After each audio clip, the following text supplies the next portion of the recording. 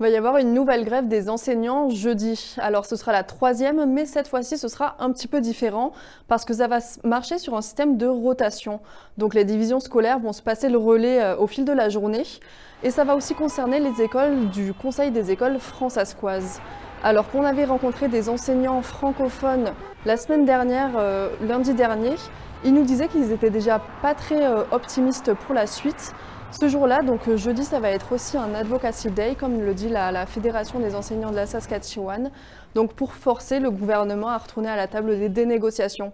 On va donc voir si cette stratégie fonctionne ou pas. On rejoint maintenant ma collègue Fatoumata Traoré à Melfort, où elle suit depuis le début l'enquête du coroner sur les attaques de James Smith. Alors Fatoumata, à quoi on peut s'attendre encore aujourd'hui ?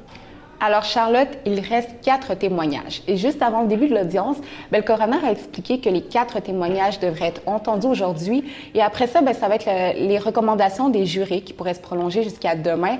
Ce matin, on a entendu le témoignage d'une personne qui travaille pour les politiques de la Commission des libérations conditionnelles. Et cet après-midi, ça va être le témoignage d'aînés autochtones. On entame la 3e semaine d'enquête du coroner sur les attaques au couteau. Je le rappelle, le but de cette enquête, c'est vraiment de faire la lumière sur ce qui s'est passé le 4 septembre 2022, comprendre pourquoi 11 personnes ont été tuées et 17 autres blessées. Et les recommandations vont servir à ce que ce type de tragédie ne se produise plus jamais. Sometimes I might not be able to articulate well how I'm feeling, but I know that I can express that through my art of beadwork. And so to me, that's special.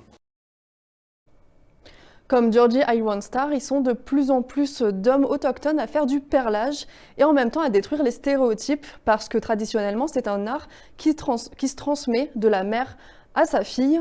Thomas Benjo fait du perlage depuis qu'il a 9 ans. C'est sa tante qui lui a appris, mais elle lui a appris bien plus que la technique. Elle lui a montré en quoi en fait c'était plus qu'un art, qu'il pouvait aussi raconter des histoires et avoir une profonde connexion spirituelle.